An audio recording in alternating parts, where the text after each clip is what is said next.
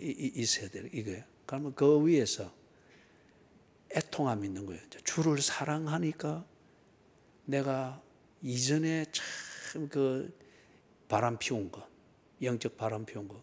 그런데 그 흔적을 가지고 지금도 뭐 소위 말해서 컬컬하다 하면은 그런 식으로 이리 하는 내 건성이 아직 안 깨어진 것 보고, 그 다음에 또 주를 사랑하기를, 더 사랑하기를 원하는데 그렇게 되지 못하는 환경이나 조건, 이게 매여 있는 걸 볼 때 애통함이 있는 거예요.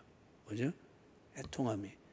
그래서 그리스도인이 경제적 가난을 두고 슬퍼해야 한다면은 이 경제적 가난 때문에 내가 심령이 가난한 자, 주를 사랑, 더욱 사랑, 이걸 못하게 되는 방해가 된다. 이 경제적 가난 때문에.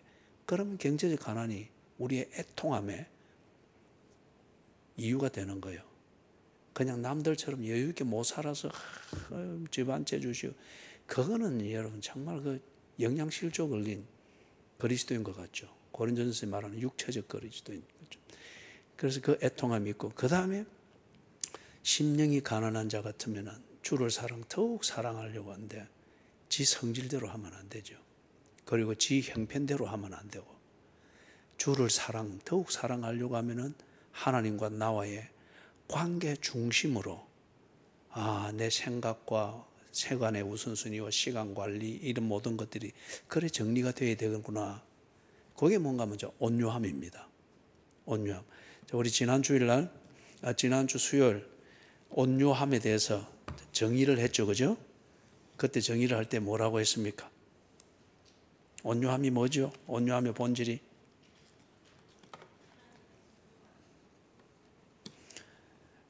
이걸 가까이 가기는 갔는데, 가까이 갔지만은 온전히 이루지 못했을 때, 다시 말해서 하나님과 어느 카페에서 만나기로 했습니다. 그런데 은수원사가 찾으러 가면서 막 헤매고 갔는데, 그쪽에 근처까지는 갔는데 못 찾고 그랬다. 그러면은 뭐예요? 애통함이 있겠죠. 애통함. 우리 꼭 무덤에서 예수님의 시신을 찾아서 헤매던 마리아, 그 광경은 애통함이에요. 그 애통함이 있는 거기서 나오는 그 온유함. 그럼에도 불구하고 주를 찾겠다는 그 몸부림, 그건 온유함에서 나오는 거죠. 그렇지 않은 것 같으면 어떻게 되는 거죠? 아이고, 막 없는 모양이다. 그럼 나도 좀 바쁜데 이마에 할 만큼 했으면 됐지 하고 딱 걸어가 보면 그건 온유함이 아니죠. 그래서 온유함의 본질은 뭐냐? 이거는 도덕이나 성품이나 어떤 이걸로 말하는 게 아니고, 착한 것이 온유함이다. 그게 아니에요. 그리고 늘 꼭 참고, 그렇게 할 말이 있어도 안 하고 꼭 참고 이래 있으면 그것도 온유함이 아니에요. 그죠? 할 말이 있어도 그냥 꼭 참고 그러면은 이마도 안 보이고 머리 다 덮어버리고 그냥 입만 잡고 나오면 불퉁한 일이 나온다고 이래. 이거는 성품이나 도덕이나 어떤 그런 문제, 수양의 문제가 아니고 이것은 태도의 문제예요. 심령이 가난한 자의 태도의 문제입니다. 심령이 가난하다, 뭐라고 그랬죠? 쉬운 말로 심령이 가난한 게 뭐죠? 그죠? 주를 사랑하지 못하여서 안달이 나 있는 그 마음의 상태, 그게 심령이 가난한 거예요. 이게 무소유, 청빈주의, 그런 게 아니에요. 하나님을 하나님을 순종하고자 함, 더욱 사랑. 이게 심령이 가난합니다 말이에요. 그럴 때에 주를 사랑하고자 하는 그 몸부림이 있겠죠. 그 몸부림 중에 한 태도가 뭔가 하면 온유함이에요. 예? 그러면은 내가 바쁜 것도 주를 더욱 사랑하는 걸 위해서 바쁜 것도 탁 희생하고, 이전에 좋아하던 것도 탁 희생하고, 그러면은 마음이 굉장히 쓰리겠죠. 그죠? 쉽게 그게 안 되잖아요. 그럴 때에 주님이 나를 위해서 이렇게 하시는데 내가 주님을 사랑한다면 나 또한 그리 해야지. 그 중심을 딱 가지고서 그리고 그것이 옳음을 인정하면서 이 아까운 것을 정리를 할 건 정리를 하는 겁니다. 습관이면 습관, 관계면 관계, 어떤 이걸 딱 정리하는 그게 온유함이에요. 온유함. 대충 이제 감이 잡히죠. 온유함의 본질에 대해서 감이 좀 잡혀요. 그죠? 그럼 조금 더 이제 이 사례를 보면서 좀 정리를 해보십시다. 지난 수요일 날 우리 이제 모세를 우선 한 가지를 보았죠. 그래서 이제 오늘 다윗을 보고 그 다음에 룻기서를 보면서 온유한 자 그리고 룻기를 보면서는 땅을 기업으로 받을 것이라 했잖아요. 이제 그게 뭔지 그걸 딱 오늘 좀 정리를 합니다. 다윗을 보면은 다윗이 제일 처음 다윗이 나가서 전쟁을 했던 게 누구하고 전쟁했습니까? 골리앗하고 했죠. 그래서 이 뭐 육척 거인하고 가서 했는데 이 다윗이 이 골리앗이 앞에 서서 막 그 이스라엘을 모욕하고 있었잖아요. 그러니까 다윗이 이 어린 다윗이 뭐라 하면서 딱 나갔습니까? 왕도 못 나가게 말렸고 형들도 와서 못 나가게 말리고 이 콩만하게 네가 뭐 하려고 하면서 막 그랬죠. 그런데 다윗이 듣다 못해가지고 뭘 하면서 발딱 일어서서 뛰쳐나갔잖아요. 싸우겠다고. 뭘 하면서 나갔어요? 그죠? 이 역시 이제 근처까지는 갔어요. 그죠? 이제 그게 이제 애통함이 되겠죠. 그죠? 이게 이 할례 받지 못한 놈이 어디 감히 하나님의 이름을 모욕하노?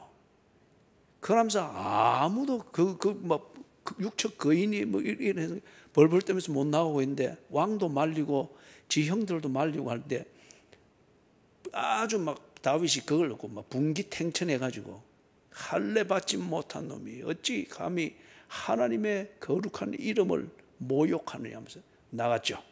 그리고는 그 물맷돌을 돌리면서 달려나갈 때 뭐라 그랬습니까? 앞에 골리앗은 써가지고 요 가소로운 게 하면서 이래 할 때 조그마한 다윗이 뭐라 하면서 이제 막 공격을 했습니까? 그죠? 그죠? 예. 그것도 이제 근처까지 간단 말이에요.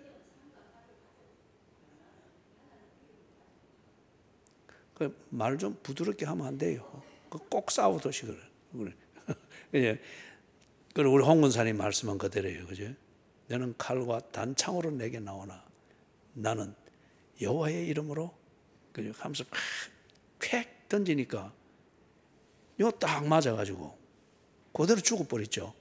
그죠? 그런데 그 뒤에 보면은 좀 잔인하죠. 다윗이 가가지고 어쨌습니까? 그죠? 목을 잘랐습니다. 자, 그러면은 이제 이 보세요.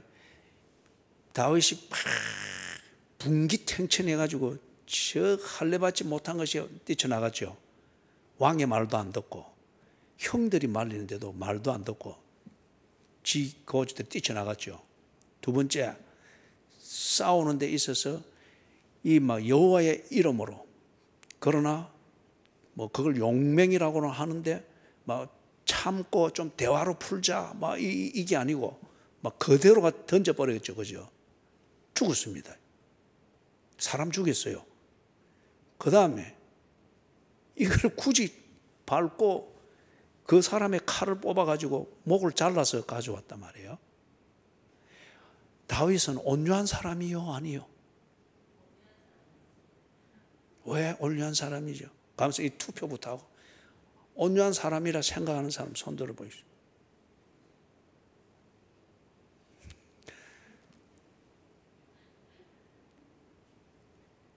줏대가 있어라.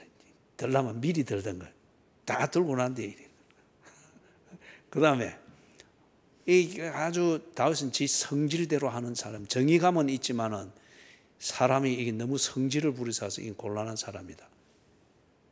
온유한 사람 아니다. 좀 손 들어 보시죠. 여러분, 눈치로 잘 맞춰요. 내가 이 사람 이 다윗을 예를 들고 있으니까 이 분명히 온유한 것일 거다. 그런데 왜 온유한지 이해는 안 되는데. 자, 그러면 이제 물어볼게요. 왜 온유해요, 이 사람이?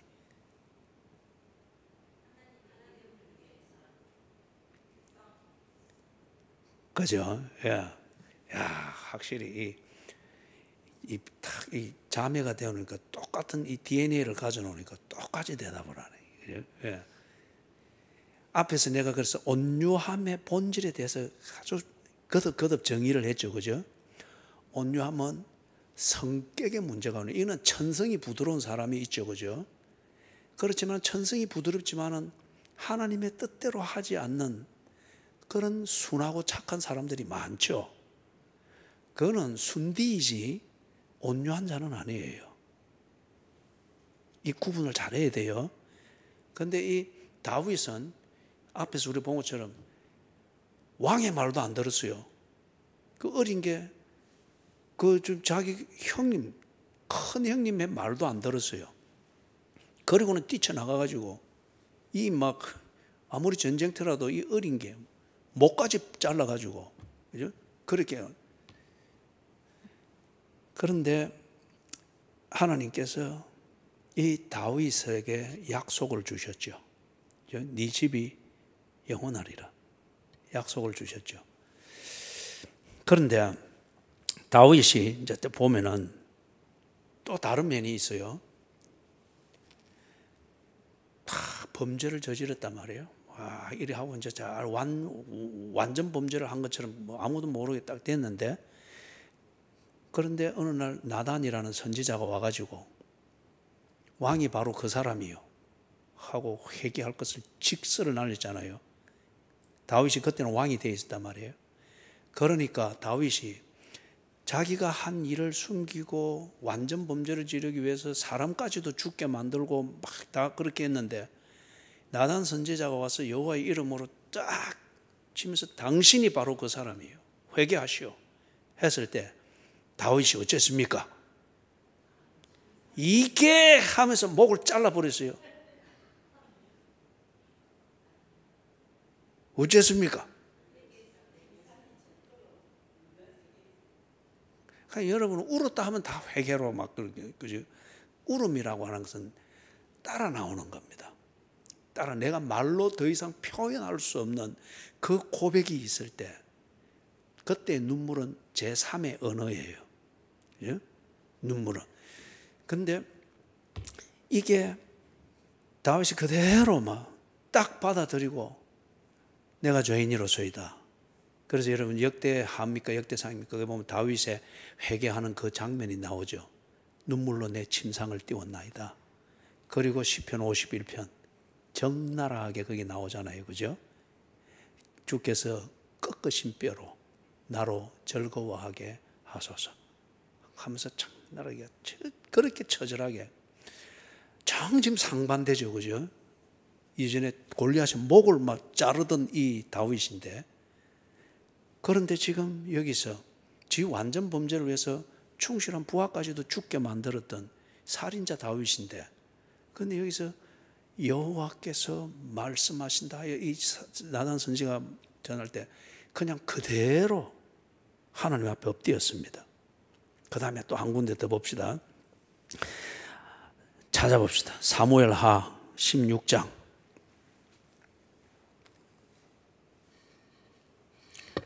사무엘하 16장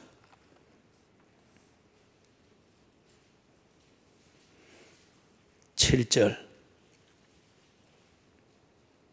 찾았어요?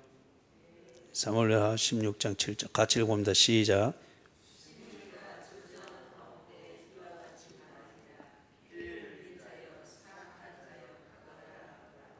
그러면서 이 시므이가 그 이에서 계속 저주를 하는데, 지금 다윗이 신발도 못 신고 도망갔잖아요. 그죠? 자기 아들 압살롬이 구테타를 일으키는 바람에. 그래서 자기 신복들하고 자기를 따르는 자들을 때리고, 그걸 궁궐을 나서는 신발도 못 신고 그렇게 목숨을 살리기 위해서 도망가는데, 그런데 거기에 맞은편 산등성이로 시므이라는 이게 따라오면서, 시므이는 사울 왕을 적극 지지하던 그 사울 뭐 문사모, 노사모, 박사모, 사사모, 예, 그 아주 골수 분자예요. 시므이가 따라오면서 다윗을 저주했어요. 그죠? 저주하는 그 내용이 지금 이겁니다. 피를 흘린 자여 가거라, 가거라. 그죠? 그래 하면서 그 뒤에도 보면은 이 지경을 당한 게 뭐라 그럽니까? 너는 피를 흘린 자이므로 화를 자초하였느니라 하는지라. 이러면 저주를 퍼부으면서 오니까 9절 보세요. 거기 이제 다윗을 따라가던 신복 중에 하나 아비새가 시므이를 어떻게 평가합니까? 예, 이 죽은 개가 어찌 내 주 왕을 저주하리까? 다윗이 왕좌에 앉아 있을 때는 이 시므이가 지가 사울을 적극 옹호하는 사사모의 그 골수 분자라도 입도 뻥긋 못한 것이에요. 그런데 일이 되니까 이제 다윗이 끝났다 싶으니까 이제 막 이 하는 거. 그러니까 이 죽은 개 같으니까 그렇게 말하는 거예요.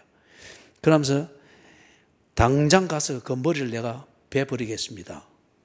그러니 9절에 10절에 다윗이 뭐랍니까? 중간에 10절 같이 읽어보세요. 시작.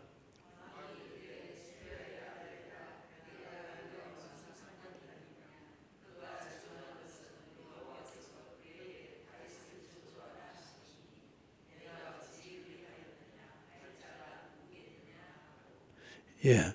그 다음에 여기 이제 또 12절에 보면은 다시 같이 12절 시작. 혹시 여호와께서 나의 원통함을 감찰하시리니 오늘 그 저주 때문에 여호와께서 선으로 내게 갚아 주시리라 하고. 자, 여러분이 대답해 보세요. 다윗이 지금 시므이에 지금 이 난을 당했는데 이 시므이 죽은 개 같은 이 시므이가 가면서 이 온갖 저주를 퍼붓는단 말이에요. 이 상황 속에서 다윗은 그 처신을 어떤 중심으로 하고 있습니까?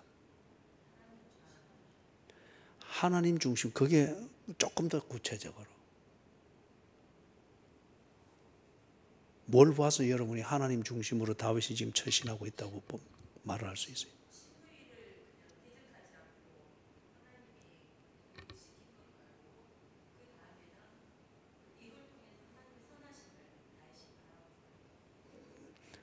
소희야, 방금 어머니가 말씀했다. 저런 어머니를 두고서 너는 자랑스럽게 생각하고 이번 주일에 감사한 거 하도록 해라. 한 2년 전만 해도 어머니가 말을 하면은 2마디 이상 못 했다. 2마디 하면 하면서 막 손만 이리 가서 그랬거든. 여기 딱 보면은 이제 우리 서은순 권사님이 12절을 요약을 한 것 같아요. 거기 보면 혹시 여호와께서 나의 원통함을 감찰하시리니 오늘 그 저주 때문에 여호와께서 선으로 내게 갚아주시리라. 다윗은 지금 절대적으로 하나님의 주권을 인정하고 있고 믿고 의지하려고 합니다. 이 12절이 없다면은 다윗은 스스로 자성하면서 내가 이제는 좀 험하게 살았고 혹시 악을 쌓았을지 모르니까 막 이런 걸 좀 감수를 해야지. 그렇고 복수는 복수를 낳으니까 여기서 내가 참아야지. 그러면은 도덕적인 선을 행하는 겁니다. 그죠? 그리고 그 자신의 후환이 없고 양심의 가책을 들기 위해서 그렇게 자기를 절제하는 것밖에 안 되겠죠. 그런데 다윗이 그렇게 하는 그 이유가 뭐냐? 12절에서 분명히 말하고 있잖아요. 네?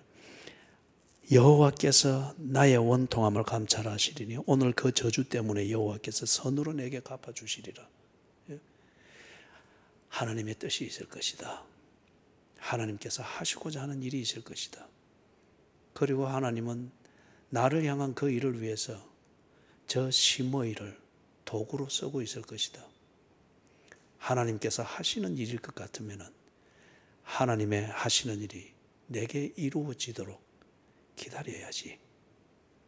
그 태도죠. 그렇기 때문에 심의 그 난리도 난리지만은 그 난리에 설상가상으로 심의가 그렇게 퍼붓는, 그것도 대단한 존재도 아니고 죽은 개 같은 저 정치꾼 그 심의가 퍼붓는 이걸 다윗이 감당해내고 있는 거예요. 하나님의 주권, 나를 향한 하나님의 일하심, 이것에 혹 내가 거스릴까? 그리고 주님이 하시는 그 일이 이 과정을 통하여 이루어진다면 내가 주님이 하시는 일을 보아야지. 심의를 죽이는 것이 먼저가 아니라 이 상황을 통해서, 이 과정을 통해서 주께서 내게 원하는 순종이 무언가를 보고 그 순종을 해야지. 그걸 지금 보는 거예요. 그런데 보세요. 다윗의 세 경우를 봤죠. 골리앗과 싸울 때 그냥 삼자가 보면 굉장히 잔인합니다.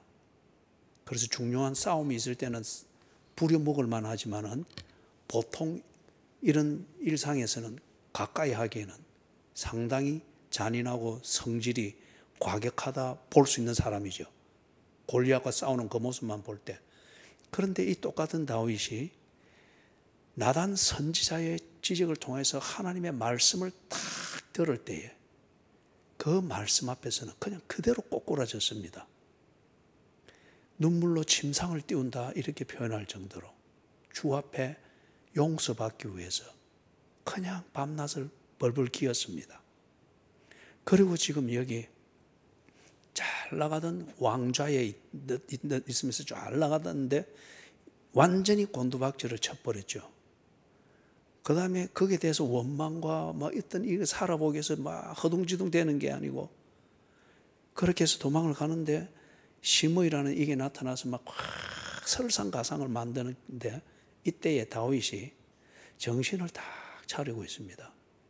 정신을 차리는 이것은 딱 보니까 12절 보니까 주를 바라보고 있습니다. 주님이 내가 이해할 수 없고 납득될 수 없는 이 난리의 난리를 왜 주님은 내게 이걸 허락하셨을까? 왜 오늘 나로 하여금 이 일상을 겪게 하시는가? 주님을 바라보고 있습니다. 그러면서 지처신을 하고 있습니다. 이게 온유함입니다. 이게 온유함이에요. 주를 사랑, 더욱 사랑. 심령이 가난함이었죠. 그것을 이게 지금 다윗의 그 표현대로 하면은 내가 믿는 하나님, 내가 교제하는 하나님, 그 하나님께 조금이라도 누가 될까? 아니면 그분에게 조금이라도 기쁨이 될까? 이게 온통 사로잡혀 있는 거예요. 그래 하면서 누가 되지 않도록 처신해야 되는 것, 기쁨이 되는 그 처신은 무엇인가를 생각하며 딱 그 상황에서 자기 관리를 하고 있는 겁니다. 이게 온유함입니다. 이게 온유함.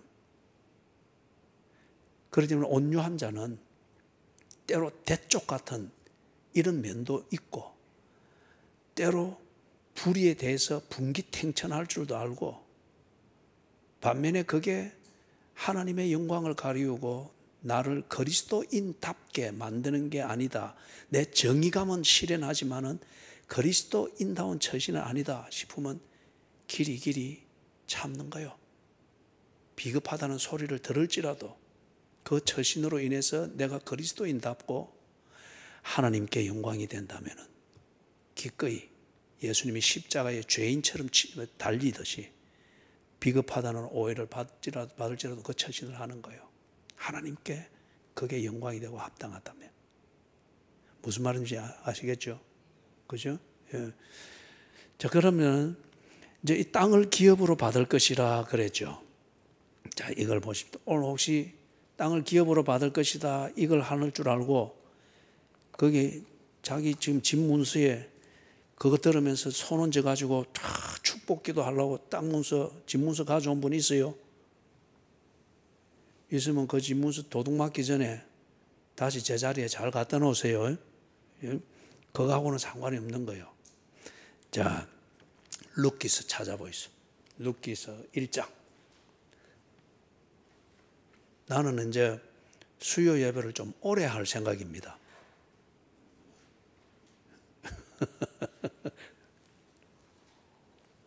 나는 여러분들 어쩐지 좀 오래 있고 싶어요.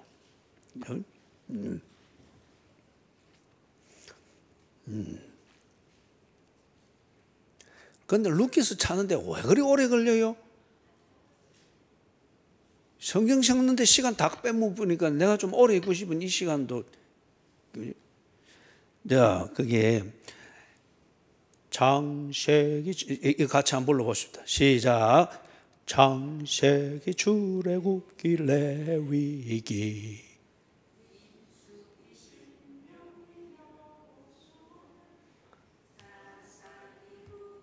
거기까지. 룻기 어디 있어요? 사사기 다음에 있죠. 그래, 이거는 거는 여러분이 그 일상의 잔잔한 시간을 즐길 때에 이런 거 보는 거 얼마나 좋아요. 리듬도 좋고, 그죠? 자, 룻기서 1장. 자, 거기 보면은 8절을 보세요. 나오미가 두 며느리에게 이르되, 지금 이 나오미는 시어머니입니다. 그리고 지금 이 나오미는 유대 땅에, 이스라엘 땅의 흉년을 피해서 옆에 동네 모압 땅으로 경제 이민을 갔습니다. 그런데 거기서도 흉년이 들고 정착을 못하고 한 10년 있다가 남편도 죽고 두 아들도 다 죽어버렸어요. 그리고 지금 생가부가 된 며느리 둘, 어린 며느리 둘 데리고 지금 다시 귀향, 고향으로 돌아가는 이 즈음에 모압 땅에서 지금 이야기하는 겁니다. 나오미가 두 며느리에게 이르되 너희는 각기 너희 어머니의 집으로 돌아가라. 그 친정으로 돌아가라는 거죠. 그런데 돌아가는 것은 왜 그런가 하면 9절을 보니까 여호와께서 너희에게 허락하사 각기 남편의 집에서 위로를 받게 하시기를 원하노라. 나오미는 왜 이 생가부가 된 며느리들을 친정으로 돌아가게 합니까? 네?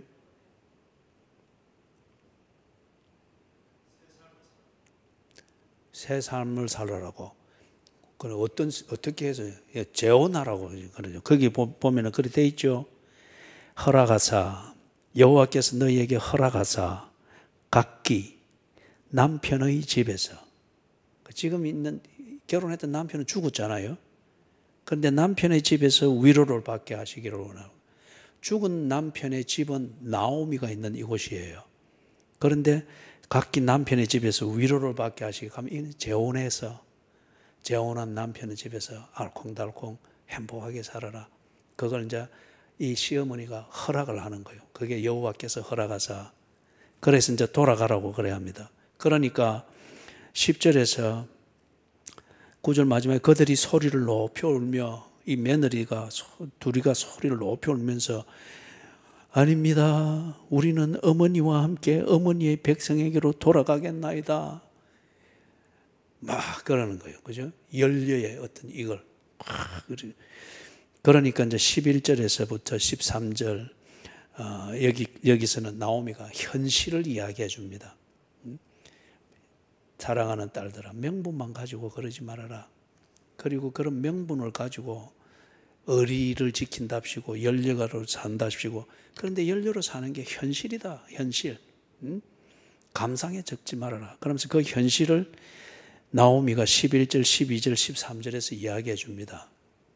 그러니까 그거는 이제 나오미가 아들을 낳는다 치자. 아들을 낳아도 이때 이스라엘의 풍습이 그랬잖아요.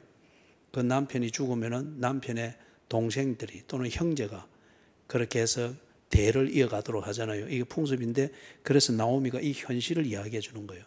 내가 아들을 낳을 수 있는 것도 아니고 혹 낳는다 할지라도 그 아들이 장가들도록 자라기까지 너희들이 어찌 기다리겠느냐.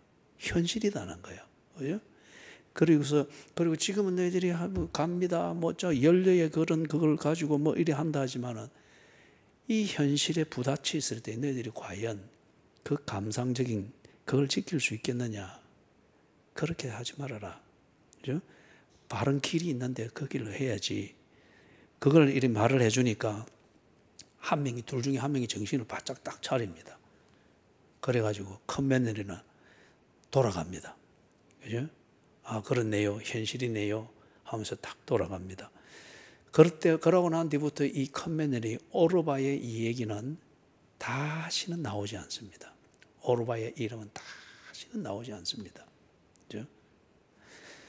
그 다음에 이제 둘째 며느리 롯은 14절 보니까 롯은 그를 붙쫓았더라. 시어머니와 함께 하는데, 그런데 15절에서 이 나오미가 이 롯이 둘째 며느리가 참 답답한 거요. 착하긴 한데 이게 현실을 모르고 이렇게 따라온다고 이래. 나오미도 가봐야 지금 먹고 살 그것도 없고 아무것도 없는데 이 따라온다고 이래. 이게 착하기도 하지만은 참 딱하기도 하고, 그리고 뒤에 막 못 살겠다 해서 그렇게 다 더 행편없이 돼서 돌아가게 되면 그게 불보도 뻔한데, 그래서 나오미가 또 이르되 15절에 네 동서는 그의 백성과 그의 신들에게로 돌아가나니, 그게 이제 모압입니다. 너도 너의 동서를 따라 돌아가라. 이 순디야.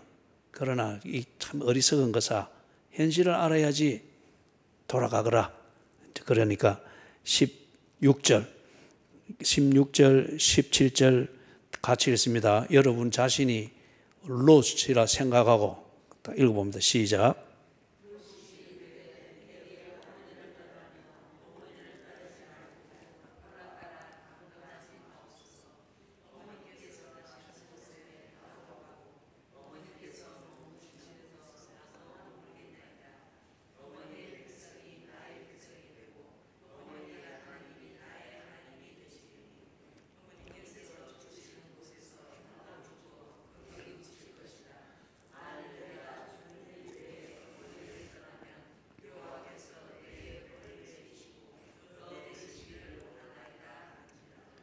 이 둘째 며느리가 말을 안 듣죠. 그죠? 말을 안 듣는데 어느 정도 안 들어요. 그 15절, 16절 초반절에 보니 내게 어머니를 떠나며 어머니를 따르지 말고 돌아가라. 강건하지 마이소. 예? 그래서 왜 자꾸 나한테 이래라 저래라 합니까? 꼭 그런 분위기예요. 그죠? 강건하지 마이소. 그러고는 지 생각을 딱 중심을 이야기를 합니다. 그래서 16절 하반절에서부터 17절, 이거는 같은 말의 반복입니다. 다른 표현은. 그러니까 이게 이제 중심이라는 거죠. 원래 진실, 이거는 딱 단순한 거죠. 고민하고 계산하고 이래 딱 정리된 마지막 그 딱 핵심이 진실이라는 거잖아요. 그렇기 때문에 이거는 복잡하지 않아요. 그렇기 때문에 여기 16절 하반절에서부터 17절은 같은 내용입니다. 이걸 다르게 표현을 이렇게 하는 거죠. 그래서 17절에서는 그걸 아주 단호하게 그렇게 이야기를 합니다. 그렇게 딱 어머니 나오미. 그렇게 나오미가 여기 푹 질려가지고 그거 보면 뭐라 그럽니까? 18절.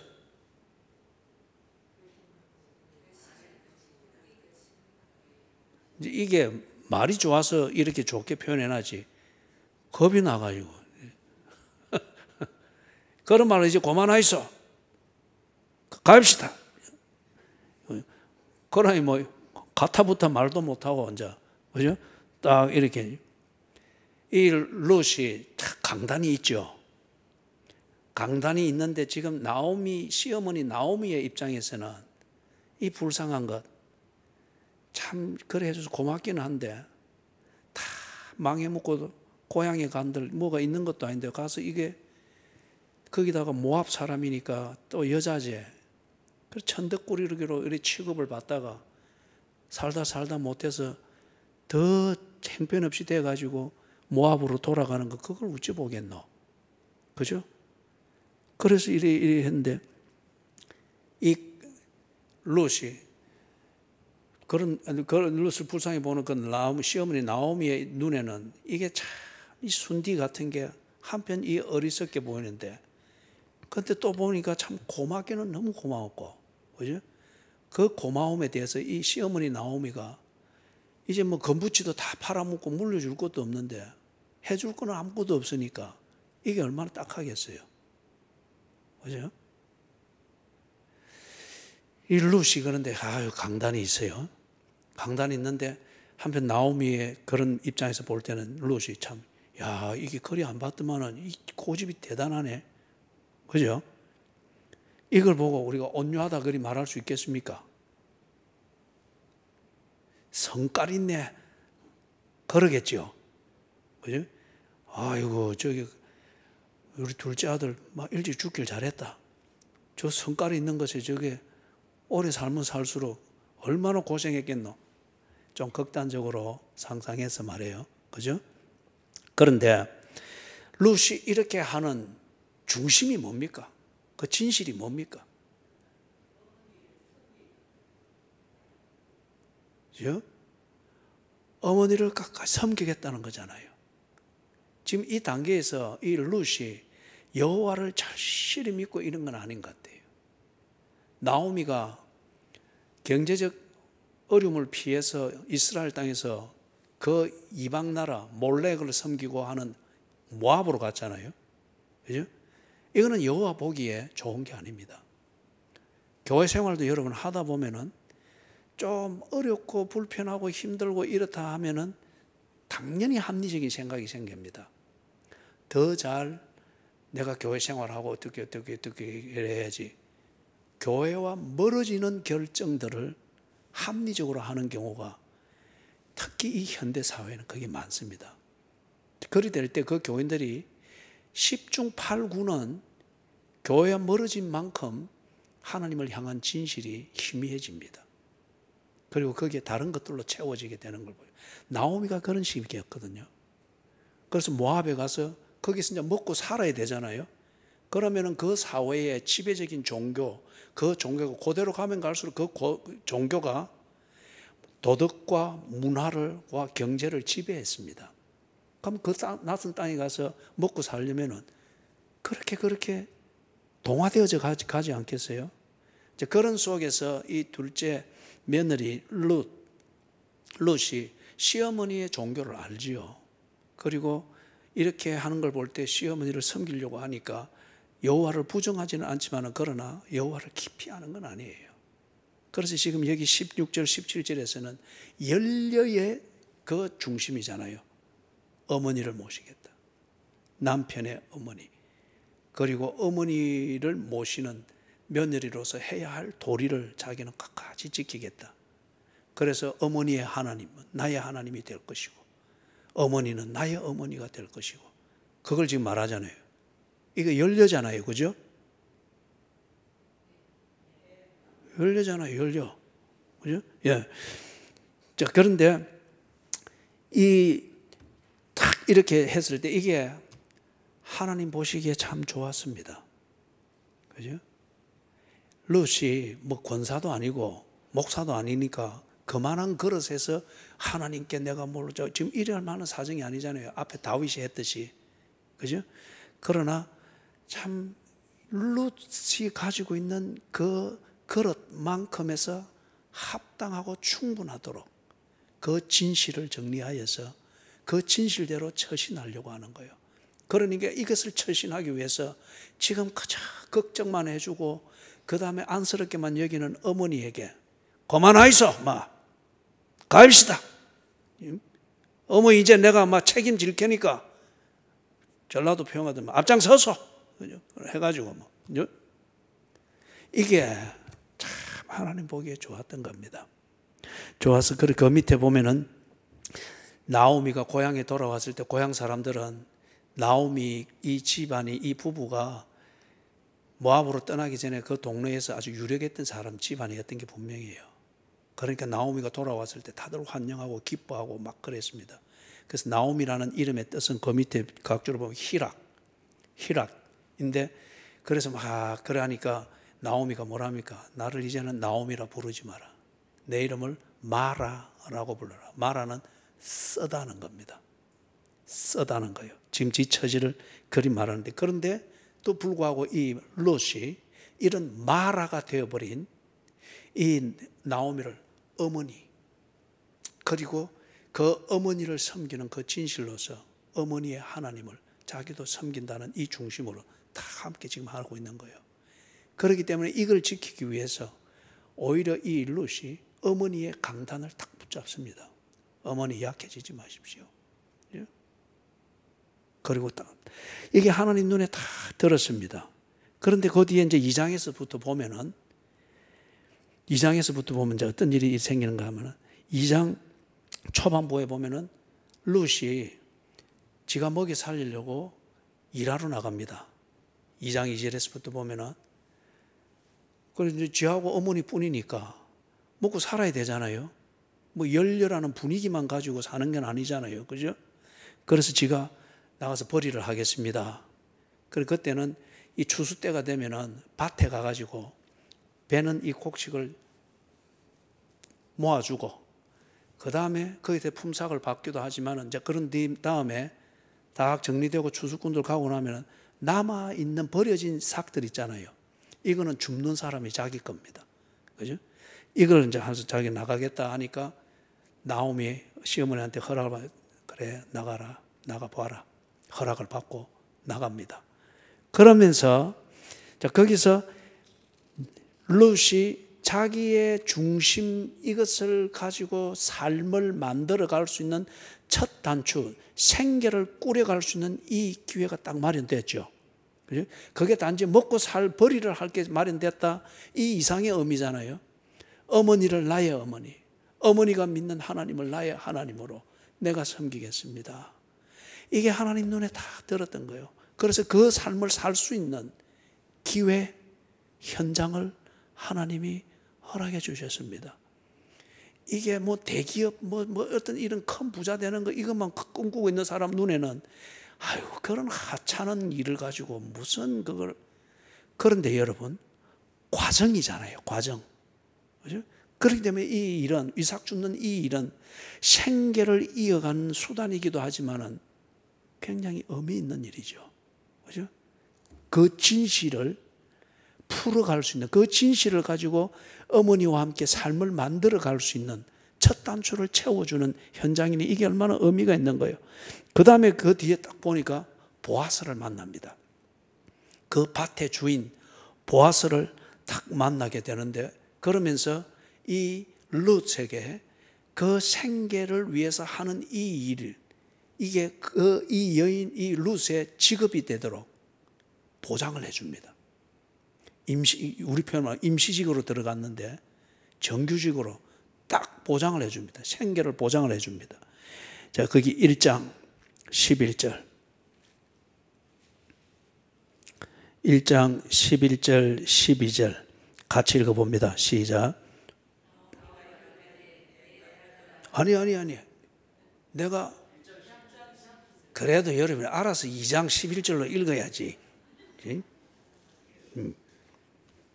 자, 2장 11절 12절 같이 시작.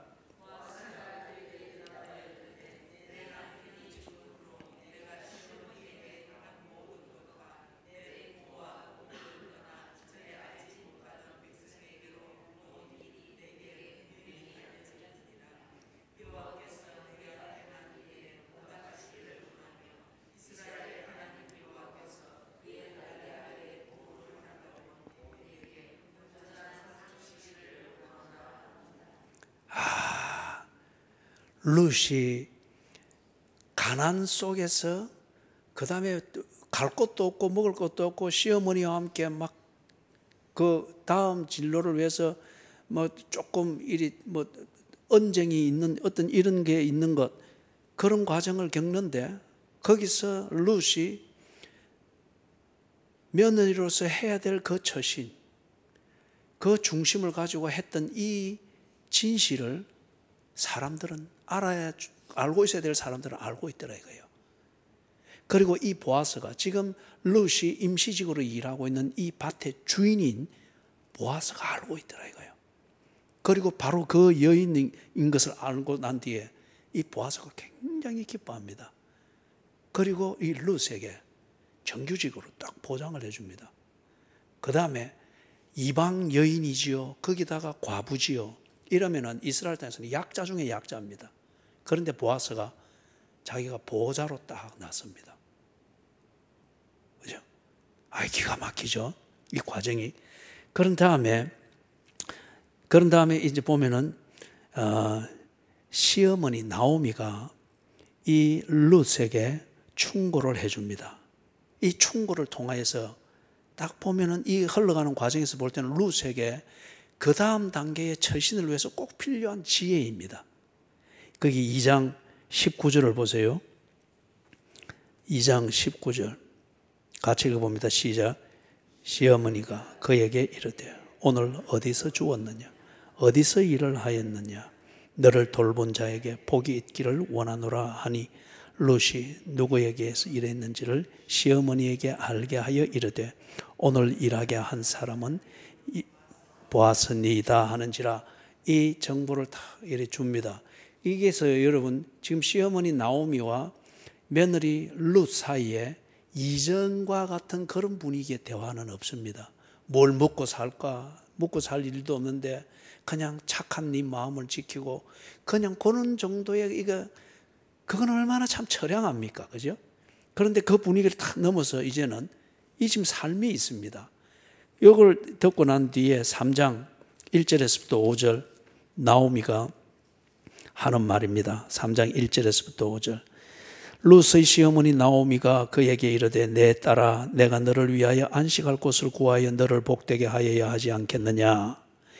네가 함께 하던 하녀들을 둔 보아스는 우리의 친족이 아니냐. 보라 그가 오늘 밤에 타작마당에서 보리를 까불리라. 그런즉 너는 목욕하고 기름을 바르고 의복을 입고 타작마당에 내려가서 그 사람이 먹고 마시기를 다하기까지는 그에게 보이지 말고 그가 누울 때에 너는 그가 눕는 곳을 알았다가 들어가서 그의 발치 이불을 들고 거기 누우라. 그가 네 할 일을 네게 알게 하리라 하니 룻이 시어머니에게 이르되 어머니의 말씀대로 내가 다 행하리이다 하니라. 이건 지금 이스라엘의 풍습이에요. 이스라엘의 풍습. 그 친자식 중에서 그 청산과부가 된 형수나 제수씨에게 들어가서 대를 이을 그 친족이 없으면은 가장 가까운 친척이 합니다. 그 가장 가까운 친척이 그걸 안 하면 그 다음 친척. 이게 이스라엘의 그 풍습이에요. 그런데 지금 딱 보아스, 그 보아스보다 더 가까운 친척이 한 가정이 있는데 지금 시어머니 나오미는 보아스와 연결을 시키는 거예요. 그러면서 이 룻에게 지혜를 주고 있죠. 거기 한 예를 들면은 낮에는 보이지 말다가 밤에 싹 이게 서프라이즈잖아요. 그죠? 이 늘 일하고 이러고 있는 거 이거 보면은 보아스가 겉면 성실하다 하여 착하게 여겨서 그렇게 마음은 갈 수 있지만은 여자로 느끼는 이 매력 이것은 못 느낄 수가 있겠죠. 그죠? 예를 들자면 그런 거죠. 이거는 살아본 경륜이 있는 시어머니 나오미가 주는 지혜예요. 그리고 시어머니 나오미가 기꺼이 자기의 둘째 며느리 이 착한 그리고 진실 이 진실대로 다 살고자 뭔가 몸부림치는 이 나오미에게 그 진실대로 살 수 있는 길을 열어주고 있습니다. 그죠? 열어주고 있는 거예요. 그래서 둘째로 가까운 이 친척인 보아스에게 연결을 딱 시키는 이 지혜를 지금 주고 있는 것을 보죠. 여기서 우리가 한 가지 성구영신 예배 때에 보았던 본문 시편 90편 마지막 절에 하나님이 두 가지를 약속하셨죠. 그죠? 두 가지를 약속하는 그거는 우리에게 준 지혜입니다. 그 중에 두 번째 게 뭐였습니까? 네. 우리의 손이 행한 일을 우리에게 견고하게 하소서. 우리의 손이 행한 일을 우리에게 견고하게 하소서. 나오미가 룻의 중심을 알고 그 진실대로 살 수 있도록 장을 열어가듯 그래서 지혜를 주듯이 하나님께서 성구영신 예배를 통해서 여러분에게 지혜를 주신 겁니다. 그죠? 자, 그거는 우리 뒤에 연결이 되면 좀 따듬도록 하고, 자, 거기서 특히 5절을 보면은 룻이 배남이 없죠. 그 중심이. 5절 같이 한번 읽어봅니다. 시작.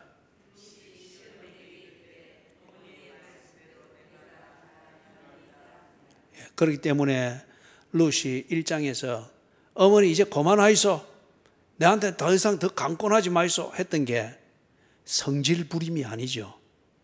그죠? 어머니는 내 어머니며 어머니의 하나님은 나의 하나님입니다.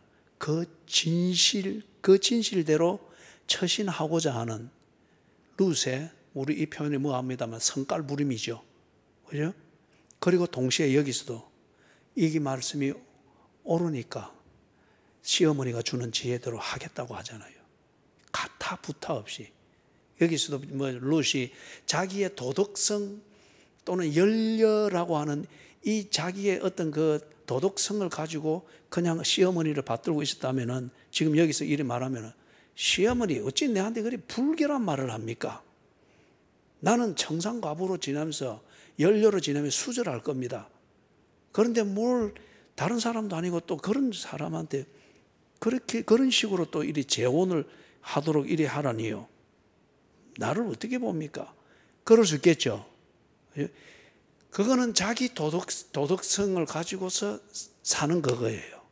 이거는 여러분 절대 신앙도 아니고 온유함도 아니에요. 지금 롯은 어머니와의 이 관계에 있어서 자기가 해야 될 이 처신, 이 진실을 따라서 지금 처신을 하기 때문에 그 진실에 합당하지 아니할 때에는 어머니 그만하이소. 그 진실에 합당할 때에는 가타부타 말 없이 어머니의 말씀대로 내가 다 행하겠습니다. 그리고 그렇게 합니다.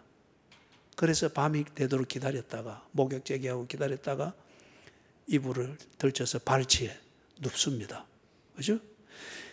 그렇게 과정이 딱 전개가 됩니다. 그 다음에 이제 이렇게 보면은 4장에서 이렇게 보면은 보아스가, 이 표현이 좀 모호합니다만 이 상황을 통해서 여러분이 이해하고 들으십시오. 보아스가 룻의 운명을 바꿉니다. 이스라엘의 법과 풍습대로 같으면은 룻이 보아스보다 더 가까운 항렬에 있는, 나오미 가정에 더 가까운 항렬에 있는 그 사람의 집으로 가가지고 몸종과 같은, 아내의 지위지만은 몸종과 같은 그 삶을 살든지, 친척이 그걸 자기가 사갈 권리가 있기 때문에 살든지, 아니면은 보아스가 그게 두려워서 그렇게 하는 것 같으면은 꼭 보쌈해가 가가지고, 보쌈 알지요? 옛날에 마음에 드는 섹시 있으면은, 근데 다른 사람하고 결혼해가 이래 있으면 밤에 가가지고 싹 보쌈해가지고 둘러매고 가서 그 다음에 숨어서 살잖아요. 그죠? 몰라요? 알면 아는 척 하세요. 보아스가 만약에 그런 것을 염두에서 안 뺏기고 싶다 이러면 그런 식으로 되는 거예요. 그러면은 룻은 정상적인 가문을 이룰 수가 없습니다. 그런데 보아스가 참, 이 사람이 또 보면 대찬 사람이에요. 그래서 딱 그 동네에 장로들, 이런 동네 어른들을 말해요. 10명을 초청을 해가지고 성문에 딱 앉아, 옛날에는 재판을 성문에서 했습니다. 그래서 딱 거기 앉아가지고 그 항렬에서 나오미 가문에 가장 가까운, 항렬 중에 가장 가까운 친척이 되는 사람을 불렀습니다. 그래서 우리 풍습과 법에 의하면은 이런 경우에는 가까운 친족이 이 죽은 그 형제들의 소유를 산다고 하는 것은 거기에 속한 과부된 자도 사가는 겁니다.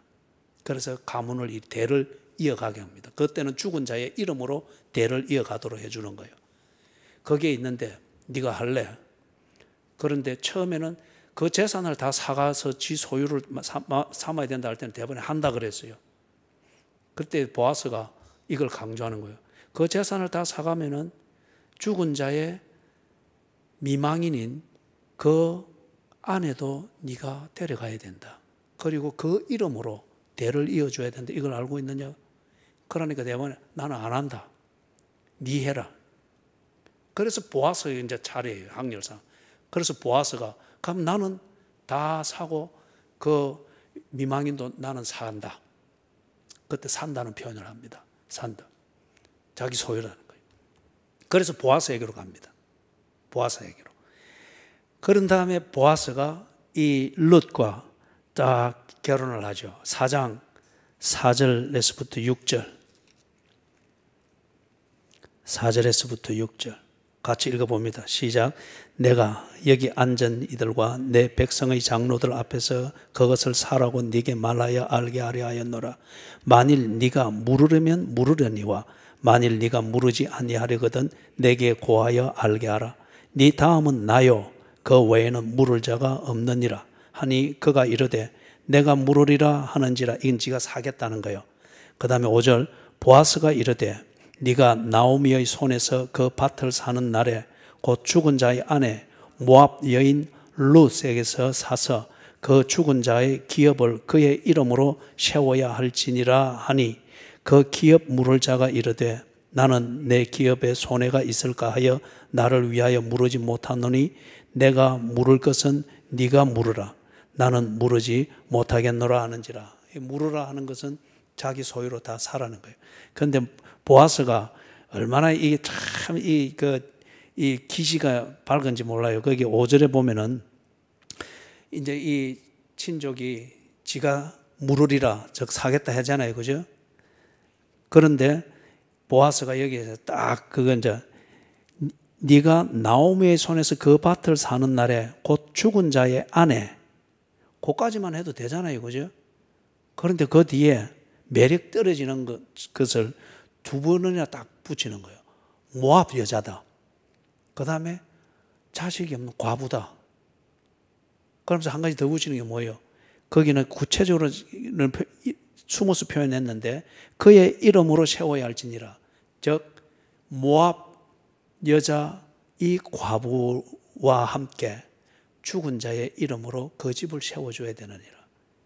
그러니까 이 첫 권리를 가지고 있는 이 친족, 이 남자가 들을 때는 이 아무 덕될 게 없고 이게 부담만 되죠. 그죠? 그러니까 안 하겠다. 보아스가 딱 다 삽니다. 딱 사서 그 다음에 거기 7절부터 12절은 여러분이 읽으시고 그걸 읽으십시오. 그 다음에 저기 또 4장 마지막 부분 13절에서부터 22절 여기서는 보아스와 룻이 결혼하여 가지고 아주 해피엔딩 잘 먹고 잘 살았답니다. 이제 그 분위기인데 한번 같이 읽어볼까요? 13절에서부터 17절까지 같이 읽습니다. 시작. 이에 보아스가 룻을 맞이하여 아내로 삼고 그에게 들어갔더니 여호와께서 그에게 임신하게 하심으로 그가 아들을 낳은지라. 여인들이 나오미에게 이르되 찬송할지로다. 여호와께서 오늘 네게 기업 물을 자를 없게 하지 아니하셨도다. 이 아이의 이름이 이스라엘 중에 유명하게 되기를 원하노라. 이는 네 생명의 회복자이며 네 노년의 복량자라. 곧 너를 사랑하며 7 아들보다 귀한 네 며느리가 낳은 자로다 하니라.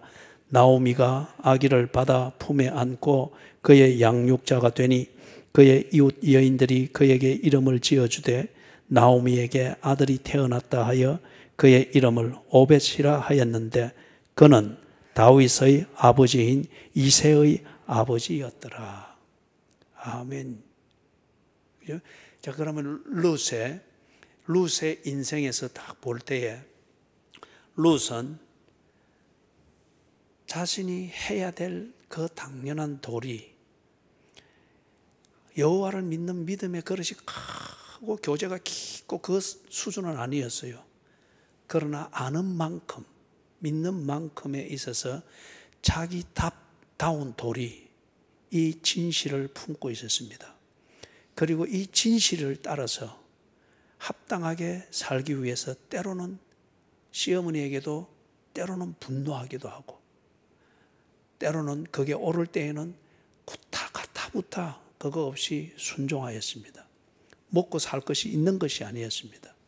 가타부타 따지지 않고 어머니가 지혜 주는 대로 그래 했을 때 그게 아주 안전하고 그래 하면은 모든 게 스무스하게 된다는 보장도 없었습니다. 그러나 그 진실에 맞기 때문에 어머니의 말대로 이래 했습니다. 그런데 그렇게 해 나갈 때에 위에 계신 하나님은 그 진실을 따라 살 수 있도록 하나하나 길을 열어주었습니다. 그죠?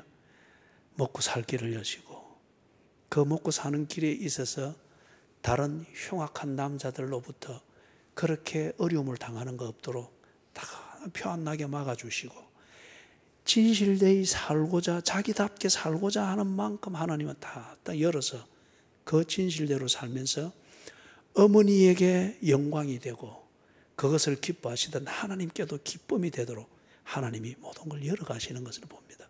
그죠?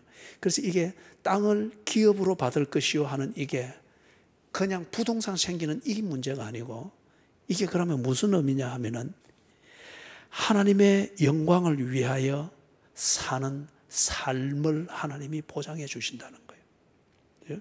온유한 자, 주를 사랑, 더욱 사랑, 이걸 위하여서 이 중심, 이 진실을 위해서 내가 무엇을 먹으면 무엇을 입을까를 고민하면서 그렇게 다 정리하면서 처신할 때에 하나님은 그런 삶을 살 수 있도록 인도해 주신다. 그래서 그 삶에 필요한 기회를 허락해 주신다. 그런 삶을 사는데 필요한 기회를 허락해 준다. 룻이 이삭 줍는 것에서부터 차근차근 기회를 얻었죠. 그 삶에 필요한 자원, 환경, 이걸 하나님이 공급해 주신다. 그렇죠? 그런 진실은 있지만은 룻이 늘 도둑놈들 가운데에서 이삭 죽고 막 그렇게 해서 막 대피소에서 지금 지진 때문에 대피소 피해 있을 때 막 여자들이 성폭행 당하고 막 그러잖아요. 그럴 때 그거는 궁극적으로 평안한 대피소가 아니죠. 그런데 룻이 그렇게 살고자 할 때에, 온유한 자로 살고자 할 때 하나님은 그 온유함대로 삶을 살 수 있도록 필요한 환경, 필요한 자원을 딱 공급해 주셨습니다. 보아스가 나와서 딱 보호자가 되어주고 하듯이. 그리고 한 가지를 더 정리를 해보면은 하나님께서는 온유한 자가 그 온유함대로 살 수 있도록 자기가 감당할 수 없는 그러한 악을 물리쳐 주십니다. 그래서 주를 사랑, 더욱 사랑, 그런 그리스도인답게 살고자 하는 그 삶을 딱 살 수 있도록 펼쳐주십니다. 이게 땅을 기업으로 받을 것이요. 사람들이 땅은 있지만은 그 땅 위에서 제대로 살지 못하는 그런 사람들이 대단히 많죠. 돈은 많지만은 그 돈을 가지고 그리스도인답게 살지 못하는 교인들도 많이 있죠. 많은 교인들이 자식 키우고 나면 내가 좀 더 열심히 하죠. 어떤 사람들은 돈이 좀 여유가 있으면 나도 그리 할 텐데, 어떤 사람들은 건강이 참 문제라서 그렇습니다. 좀 더 건강해지면은 내가 좀 더 그렇게 진실되게 살 수 있어요. 다 그렇게 말하죠. 그런 게 아니다 말이에요. 그죠? 건강, 돈, 부동산, 자식들 다 키우고 난 다음에 어떤 시간의 여유, 이런 게 내 삶을 주를 더욱 사랑하도록 만들어주는 땅과 같은 게 아니다 이거죠. 땅을 기업으로 받으리라. 땅은 삶의 터전입니다. 그 삶이라고 하는 그것을 이룰 수 있는 땅, 이게 뭐냐 이거예요. 하나님이 주시는 기회이며 하나님이 인도해 주시는 환경이고 하나님이 공급해 주시는 자원이고, 그리고 하나님께서 나를 위하여 앞서 싸워 악을 물리쳐 주시는 하나님의 일하심, 이게 내가 기업으로 받은 땅입니다. 예? 여러분, 이런 땅을 소유한, 진정한 의미에서 이런 땅을 소유한 부유한 자들이 되기를 주의 이름으로 축원합니다. 아멘.